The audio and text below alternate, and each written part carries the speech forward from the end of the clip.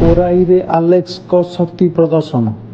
ଘରକୁ ଘର ଯାଉଛନ୍ତି, ବିଭିନ୍ନ ରାଲିରେ ଯୋଗ ଦେଉଛନ୍ତି। ଜବାବ ମାଗୁଛି କୋରାଇ ଅଭିଯାନ ମଧ୍ୟ ଆରମ୍ଭ କରିଛନ୍ତି। ଦିନକୁ ଦିନ ଉଷ୍ମ ହେବାରେ ଲାଗିଛି ଯାଜପୁର ଜିଲ୍ଲା କୋରାଇ ନିର୍ବାଚନ ମଣ୍ଡଳୀର ରାଜନୈତିକ ପାଣିପାଗ। ପଦ୍ମଦଳ ପୁରା ଦମ ଲଗାଇ ଦେଇଛି କୋରାଇ ହାତେଇବା ପାଇଁ। ଗର୍ଜୁଛନ୍ତି ଆଲେକ୍ସ, କହୁଛନ୍ତି କୋରାଇରୁ ହଟିବ ବିଜତ ଶାସନ। ପୁରା ଜୋର ସହ କୋରାଇ ବିଜେପି ଲଢ଼େଇ ପାଇଁ ପୁରା ପ୍ରସ୍ତୁତ। କିନ୍ତୁ ଦ୍ୱନ୍ଦ୍ୱ ଟିକଟକୁ ନେଇ ଏଥର ବିଜେପି କାହାକୁ ଭରସା କରିବ, ଆଲେକ୍ସ ନା ବିଶ୍ୱଜିତକୁ?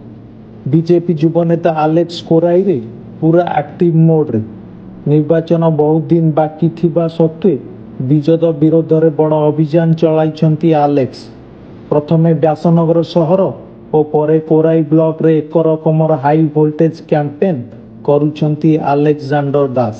ତେବେ ସେ ଯାହା ହେଉନା କାହିଁକି, ବିଜେପି ଯଦି ଆକ୍ସନ ମୋଡରେ ଇଲେକ୍ସନକୁ ଯାଏ, ତେବେ ବିଜତ ହାତରୁ ଚାଲି ଯାଇପାରେ ଏହି ଆସନ। ବ୍ୟୁରୋ ରିପୋର୍ଟ, ଦି ମିଡ଼ିଆ।